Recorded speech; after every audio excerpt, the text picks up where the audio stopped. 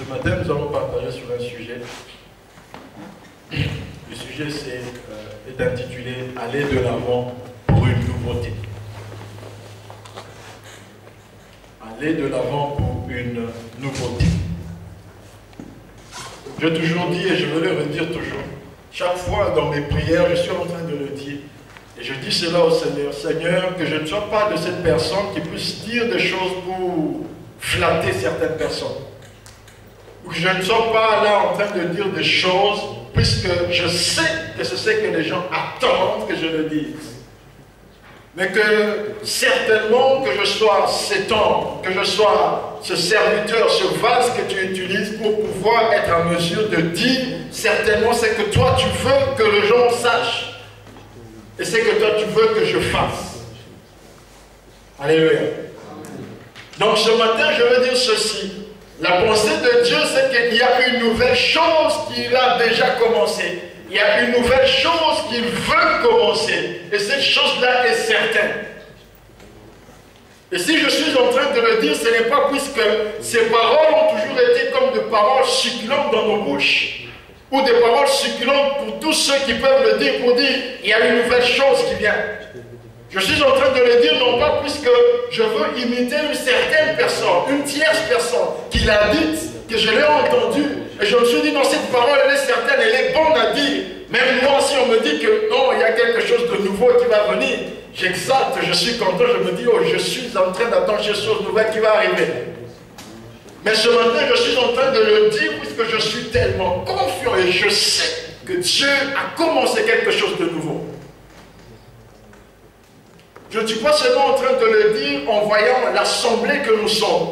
Mais je suis en train aussi de le dire puisque je vois dans l'intimité, dans la particularité de tout un chacun, que Dieu est en train de faire quelque chose de nouveau dans la vie de tout un chacun, dans la vie de tous ceux que nous sommes, dans cette assemblée que nous sommes, et ceci est plus même dans là où nous pouvons l'imaginer, même dans nos familles. Alléluia.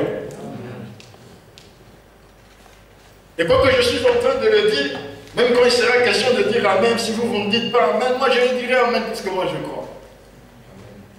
Amen. Amen. Ce n'est pas une intimidation. C'est ainsi que nous allons lire dans deux passages ce matin. Ésaïe, le verset 43. J'aime Dieu, puisque quand Dieu est à l'œuvre, tout ce qu'il fait coïncide toujours. Je n'ai pas consulté celui qui devait faire la prière d'ouverture pour savoir ce qu'il allait faire. Je n'ai pas consulté celui qui a fait la prière d'intercession pour savoir ce qu'il allait faire. Ils ne m'ont pas consulté non plus pour savoir peut-être pour dire qu'est-ce que nous pouvons faire. Ils ne m'ont pas consulté. Mais je bénis Dieu de ce que quand lui il est à l'œuvre, tout fait et il fait toutes choses dans un seul et même but. Alléluia. Amen. Voilà pourquoi c'est Ésaïe 43, le verset 18 et 19. Ésaïe 43, versets 18 et 19. 18 et 19, ce sont les 2 jours de la Champions League cette semaine. Le 18, il y a Barcelone, Manchester City et Paris Saint-Germain, le Leverkusen. Puis le 19, il y a Arsenal, Bayern, et puis le programme, ne vous en faites pas. Alléluia. Verset 18. Ne pensez plus aux événements passés et ne considérez plus ce qui est ancien. Voici, je vais faire une chose nouvelle sur le point d'arriver. Ne la connaîtrez-vous pas? Je mettrai un chemin dans le désert et de fleuves dans la solitude. Voici, je vais faire une chose nouvelle sur le point d'arriver. Ne la connaîtrez-vous pas? Je mettrai un chemin dans le désert et de fleuves dans la solitude. Le deuxième passage, c'est Philippiens chapitre 3.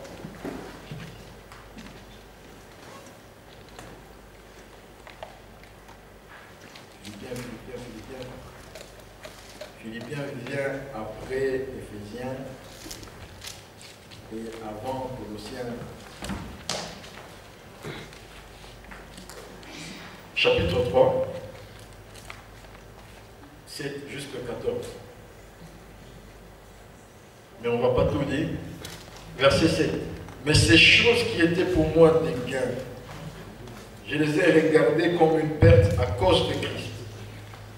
Et même je regarde toutes choses comme une perte. Je peux recommencer. Philippiens 3, à partir du verset 7. Mais ces choses qui étaient pour moi des gains, je les ai regardées comme une perte à cause de Christ. Et même je regarde toutes choses comme une perte à cause de l'excellence de la connaissance de Jésus-Christ mon Seigneur, pour lequel j'ai renoncé à tout. Et je le regarde comme de la boue afin de gagner Christ. Et d'être trouvé en lui, non avec ma justice, celle qui vient de la loi, mais avec celle qui s'obtient par la foi en Christ. La justice qui vient de Dieu par la foi. Afin de connaître Christ et la puissance de sa résurrection et la communion de ses souffrances, en devenant conforme à lui dans sa mort, pour parvenir, si je puis, à la résurrection d'entre les morts. Ce n'est pas que j'ai déjà remporté le prix ou que j'ai déjà atteint la perfection, mais je cours pour tâcher de le saisir, puisque moi aussi j'ai été saisi par Jésus-Christ. Frère, je ne pense pas l'avoir saisi, mais je fais une chose. 2 points. Oubliant ce qui est en arrière et me portant vers ce qui est en avant, je cours vers le but pour remporter le prix de la vocation céleste de Dieu en Jésus-Christ. Amen. Amen. Le thème ou le titre de ce matin, nous l'avions déjà dit, c'est « Aller de l'avant pour une nouveauté ». C'est-à-dire, j'accepte d'avancer, puisque je sais que là où je suis en train de partir, il y a quelque chose de nouveau qui y a. Aller de l'avant, puisque après un enseignement pour tout le mois de décembre, pour tout le mois de janvier, sur la maison du potier, où Dieu nous forme, où Dieu nous transforme. Alléluia. Et où Dieu nous a donné une forme. Ce qu'il y a, c'est que Dieu ne veut pas que nous soyons comme des statues, ou en d'autres termes, que nous soyons seulement des vases d'ornement. Mais c'est que Dieu souhaite qu'après avoir façonné un vase, il dit toujours quelque chose, que ce vase-là puisse aller et aller de l'avant. Je me rappelle quand Jésus-Christ a eu à être devant Lazare, quand il a appelé Lazare, quand Lazare est sorti du tombeau, Jésus-Christ a dit, déliez-le et laissez-le partir. C'est-à-dire, dans la pensée de Dieu, ça a toujours été qu'à chaque fois qu'il fait quelque chose, qu'une autre chose encore arrive. Alléluia. Amen. Donc la pensée de Dieu pour nous ce matin, c'est que allons en avant, allons de l'avant pour une chose nouvelle. Pour une chose nouvelle qu'il fait. Pour une chose nouvelle certaine qu'il fait. Voilà pourquoi est-ce que la pensée de Dieu ce matin, qui a commencé avec ce qu'il ça a été que Dieu est toujours fidèle dans ses promesses. Ce qu'il fait, il le fait certainement. Il le réalise toujours. Dieu ne peut rien faire. Et ne peut rien dire. Et ne peut rien faire s'il ne l'a pas dit. Ce qu'il dit, il le réalise toujours. Alors moi, je crois fermement, si Dieu dit qu'il y a quelque chose de nouveau pour moi, pour toi, pour tout un chacun de nous, je crois fermement qu'il va le faire. Amen. Et vous savez, il y a de nombreuses fois, deux fois peut-être nous nous trompons, Dieu fait même des choses sans qu'il puisse nous consulter. Alléluia. Amen. Je suis en train de dire, le malin est capable de pouvoir détruire une vie sans nous consulter. De la même manière aussi, au nom de Jésus, Dieu peut construire une vie, bénir une vie, faire quelque chose de nouveau dans la vie d'une personne, sans le consulter. Mais seulement puisqu'il sait que c'est ce qu'il y a de bon pour toi, c'est ce qu'il y a de bon pour moi, alors il le fait. Alléluia. Alléluia. Parce que si Dieu devait consulter tout un chacun d'entre nous, plusieurs d'entre nous, si on ne serait pas ici en Ukraine. Puisque si on devait faire la liste de pays, je ne pense même pas que l'Ukraine serait sur la liste de ton pays. Amen. Amen. Amen. Puisque si on me demande même à moi de faire la liste de 5 pays là, je suis sûr et certain que l'Ukraine, la Russie, la Biélorussie, la Chine, Taïwan, tous ces pays-ci ne seront même pas impressionnés. S'il devait nous consulter, c'est ce qui arriverait. Mais s'il ne nous a pas consultés, c'est puisque lui sait certainement que ici, l'Ukraine, il y a quelque chose de certain pour nous. Alors je saisis cette pensée et je saisis sa volonté puisque je sais qu'il y a quelque chose de certain. Même si les choses semblent compliquées, mais je sais qu'il y a quelque chose de certain. Il y a quelque chose de nouveau que je ne pouvais obtenir ni dans mon pays, ni dans un autre pays. Même pas chez Obama, même s'il m'invitait dans sa Maison Blanche. Mais je suis sûr et certain qu'il y a quelque chose de nouveau que Dieu veut faire. Et pour le faire, voilà pourquoi est-ce qu'il m'a emmené ici. Et pour le faire, voilà pourquoi est-ce qu'il a permis que cette année arrive. Amen. Alors j'ai foi et je crois. Amen, Esther a dit Amen. Alléluia. Amen. Mais il y a un mais, je dis quelque part. Dieu veut que nous soyons de l'avant. Dieu veut que nous puissions saisir une certaine nouveauté. Dieu veut que nous puissions entrer dans la dimension à laquelle lui, il nous appelle. Dans la dimension à laquelle lui, il nous veut. Mais il y a un mais qui arrive. Et le mais, c'est ce que nous avons lu ici. En Ésaïe 43. Il dit, ne pensez plus aux événements passés. Et ne considérez plus ce qui est ancien. Voici les deux choses qui font en sorte que, d'abord pour rappel, Dieu n'est pas en train de parler aux gens qui ne le connaissent pas.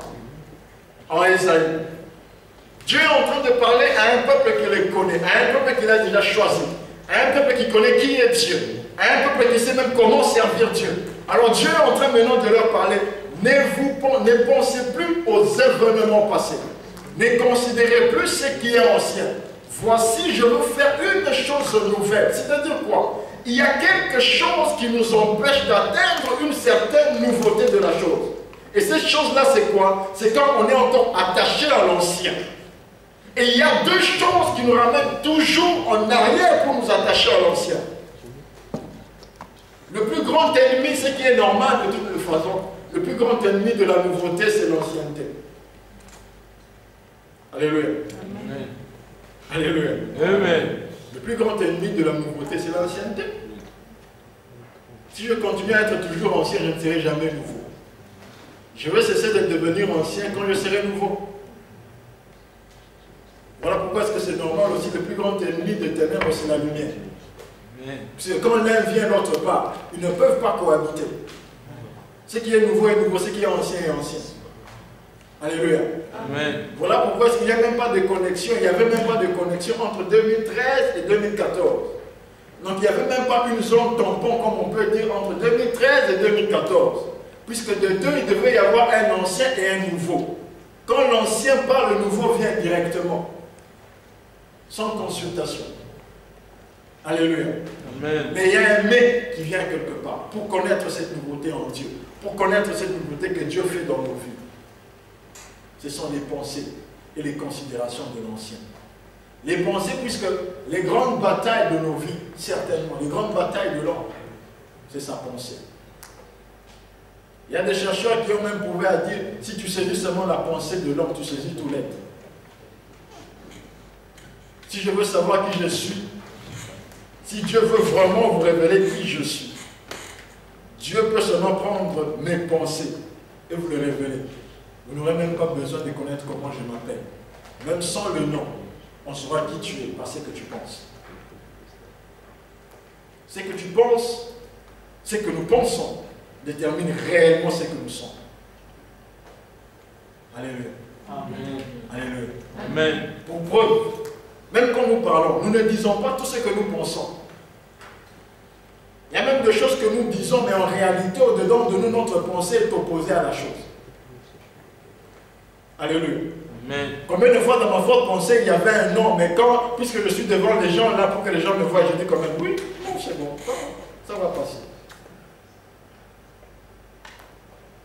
Alléluia. Amen. Combien de fois m'a-t-on dit, on part, au fond de moi, je sais que je ne pars pas.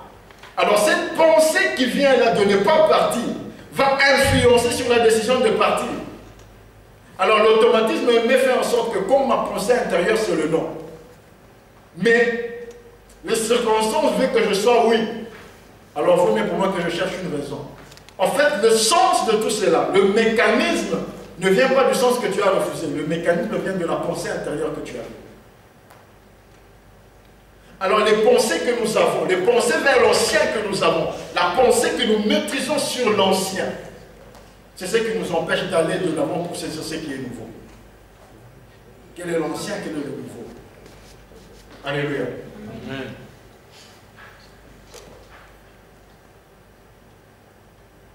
La pensée, c'est l'être, c'est le sens même de l'être. Voilà pourquoi est-ce que quand Esther est éternue, c'est ce qui arrive. Alléluia. Amen. Voilà pourquoi est-ce qu'en philosophie, on nous a appris une phrase latine très célèbre. Cogito ergo sum. C'est-à-dire, je pense, donc je suis.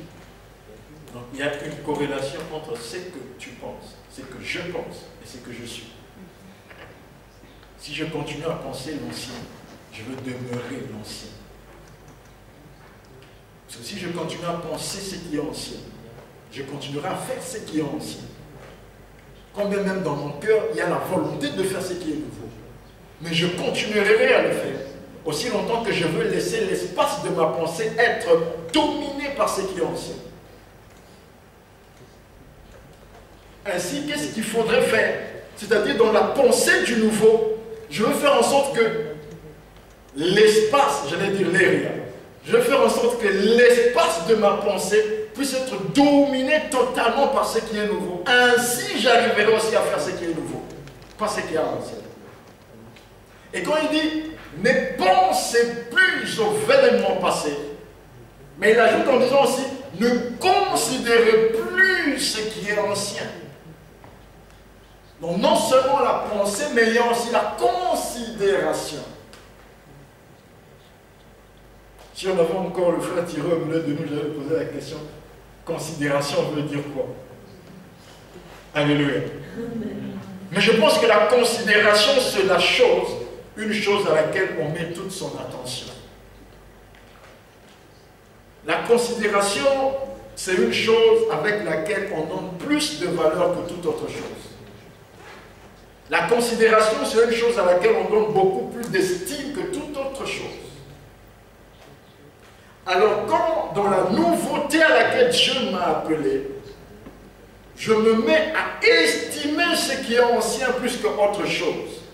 Je me mets à me rappeler de tout ce qui est ancien plus qu'à autre chose. Voilà pourquoi est-ce que dans Philippiens 3, quand nous avons lu, quand on va se répéter, au verset 13, quand Paul est en train de parler, il dit, voici ce que je pense. Je ne pense pas l'avoir saisi. C'est-à-dire quoi? Il fait de sa pensée comme une motivation. Puisqu'il sait qu'il charge sa pensée, selon laquelle il n'a pas encore atteint, il n'a pas encore saisi. Ainsi, toutes ces actions seront générées, seront motivées par cette même pensée. Ainsi, ce qu'il a à considérer au devant de lui, c'est la valeur qu'il est en train de poursuivre. Alléluia. Nous allons voir dans la Bible 2-3 exemples de choses ou des gens ou des événements qui ont fait en sorte que les gens puissent reculer. Nombre, le chapitre 14.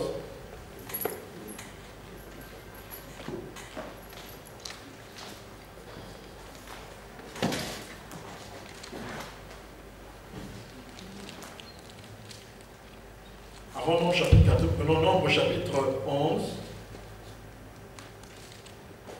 Voilà.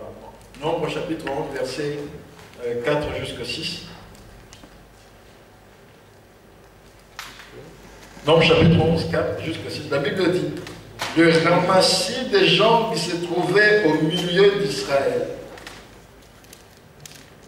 fut saisi de convoitise. Et même les enfants d'Israël recommencèrent à pleurer et dire, qui nous donnera de la viande à manger? Nous nous souvenons des poissons que nous mangions en Égypte et qui ne nous coûtaient rien. Des concombres, des melons, des poireaux, des oignons et des eaux. Maintenant, notre âme est desséchée. Plus rien. Nos yeux ne voient que de la marde.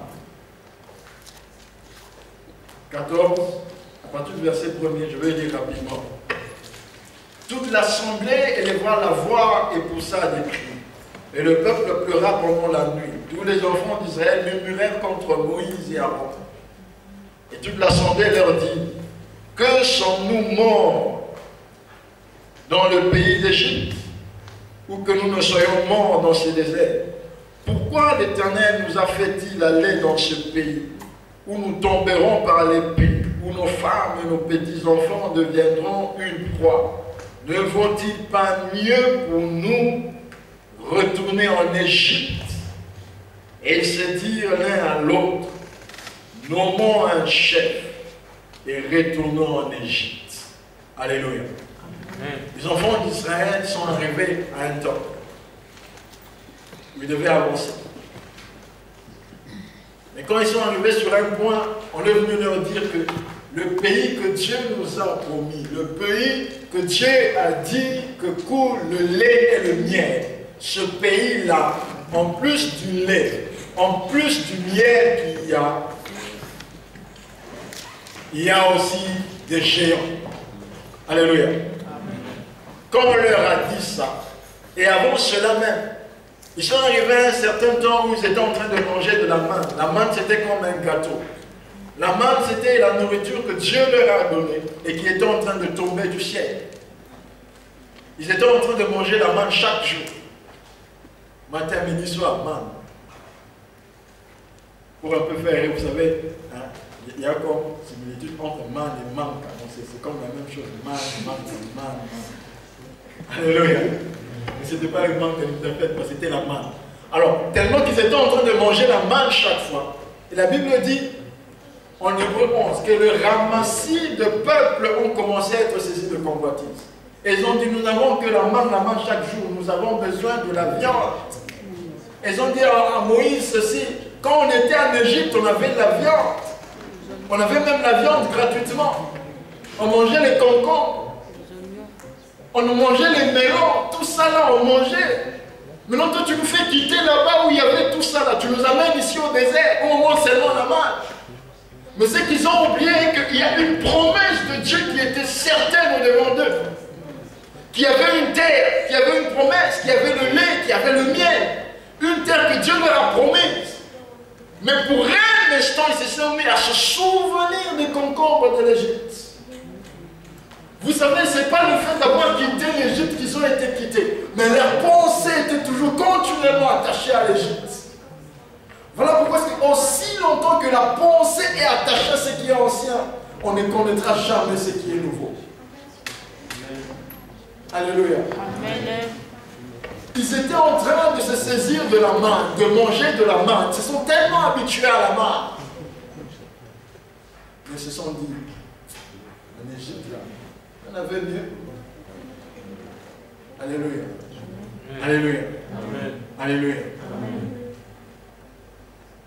Il y a de l'avenir dans ce que Dieu veut pour nous. Mais si la pensée, et vous savez, le mécanisme de la pensée fera en sorte que plus la succession de la pensée vers l'ancien est là. Un jour, comme les enfants d'Israël ont fait en nombre 14, ils vont dire, voyez les Moïse là, les Aaron là, hein, les Myriam là, dis donc, laissez-les, dis, choisissons quelqu'un qui va nous aider à retourner. Vous voyez, pour un instant, ils ont oublié que maintenant ils étaient libres. À l'opposé à l'Égypte, ils étaient esclaves. Donc dans la décision de pouvoir s'attacher à ce qui est ancien, c'est seulement un processus qui nous amène encore à demeurer esclaves. En fait, l'image que j'ai, et je comprends, c'est qu'à ce moment-là précis, ils étaient libérés de corps et non de la pensée. Alléluia. Alléluia. Est-ce qu'on nous sommes ensemble? J'ai l'impression d'être un peu... Alléluia. Amen. Je dis à quelqu'un hier, à chaque fois que je vais commencer à dire ça, je vais commencer à faire un geste. J'aime la Bible. Vous savez pourquoi est-ce que la Bible dit le ramassis de peuple? En fait, les ramassis, c'était des hommes et des femmes qui en réalité n'étaient pas israélites. Ils étaient aussi en Égypte. Ils étaient des autres peuples. Mais quand la vague de la délivrance est venue, ces gens-là n'ont pas compris pourquoi est-ce qu'Israël partait. Alors ces gens-là aussi ont pris leur cuivre et leurs plaques sont aussi partis. Donc tous ceux qui ont quitté l'Égypte, tous n'étaient pas israéliens. Il y avait aussi ceux qui n'étaient pas d'Israël. Il y avait aussi des gens d'autres peuples. Voilà pourquoi la Bible les appelle les ramassis. C'est-à-dire en hébreu, on dit le ramassis de peuples ont été saisis de la convoitise. Et ils ont comme obligé aussi une partie d'Israël à pouvoir maintenant réclamer. Ce que je veux dire, c'est ceci. Ce qui nous pousse à avoir la pensée de l'ancien et la considération de l'ancien, c'est de la présence de ramassis dans ce que nous sommes en train de faire. Que veut dire ramassis? En fait, ramassis, c'est le manque de la connaissance profonde du salut que nous avons obtenu dans le Seigneur Jésus-Christ. C'est ce manque-là de pouvoir saisir et appréhender le message du salut total. Puisque ces gens ont quitté sans savoir pourquoi est-ce qu'ils ont quitté. Tout ce qui leur intéressait, c'est de quitter. Pourquoi quitter? Non, non, nous on va seulement comme les autres parlent, nous aussi on parle avec eux. Alléluia. Amen. Comme je pouvais en Égypte, là, quand on est esclave, là, on peut avoir des amis, même s'il n'est pas de mon pays, là. Quand je vois mon ami là, israélien, se met à partir, oh, moi aussi, ah, mon cher, qu'est-ce que moi aussi je fais? Oh, moi aussi j'en profite, moi aussi je pars. C'est-à-dire la considération de ce qui devait se faire, de ce qui était en train d'être fait. Ces ramassis-là ne savaient rien. Ainsi, quand l'on ne sait pas, quand moi je veux ignorer, pourquoi est-ce que le Seigneur m'appelle? Pourquoi est-ce qu'il me veut? Pourquoi est-ce qu'il me désire? Quelle est la valeur du salut qu'il m'accorde? Quand je veux ignorer toutes ces choses, je serai comme un ramassis. Donc plus facilement, j'aurai ma pensée attachée à l'Égypte. Puisque je veux tout le temps faire une corrélation entre le chemin à faire et ce que j'étais en train de vivre en Égypte. Donc Israël avait comme aussi des options externes qui étaient en train de les pousser à considérer ce qui est ancien, à considérer ta vie passée. C'est ce qui arrive avec plusieurs d'entre nous, et même nous-mêmes. Je suis sauvé, je suis en train de marcher dans la nouveauté de la vie de Jésus-Christ. Il y a des choses que je laissais il y a longtemps, mais il arrive à un moment où j'arrive à penser à ces choses. Je me dis, ne puis-je pas, ne fût-ce que c'est une seule fois. Ne puis-je pas y retourner? Ne puis-je pas, ne fût-ce qu'une seule fois, le faire? Mais seulement quand le ramassis disparaît, quand je me mets à comprendre la valeur du salut qu'il m'a accordé, quand je me mets à comprendre le sacrifice qu'il a eu à payer, quand je me mets à considérer ce qu'il y a en avant, à considérer son appel, à considérer sa promesse, alors là je veux de l'amour.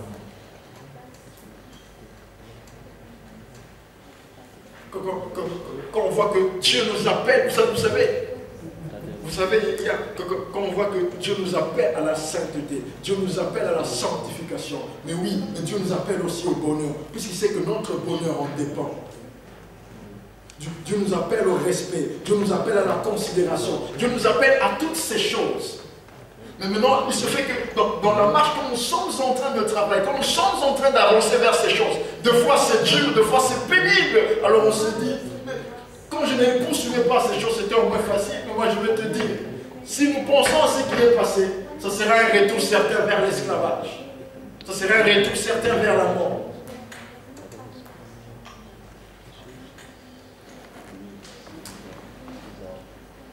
Il y a un autre homme dans la Bible. Cet homme-là, c'est Pierre.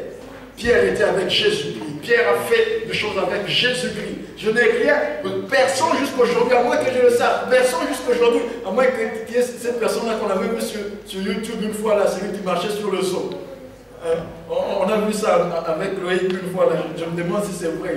Il a dit qu'il sait de dominer les effets de la nature. Mais jusqu'aujourd'hui, personne n'a marché sur le seau, à part Jésus-Christ. Mais aussi, Pierre aussi a marché sur le seau. Bien qu'il a fait 2, 3 pas, 4 pas, et puis il a commencé à couler. Mais quand même, ce premier pas, il a eu à marcher sur les eaux. Personne n'a fait comme lui. Alléluia. Personne n'était comme Pierre. Pierre était avec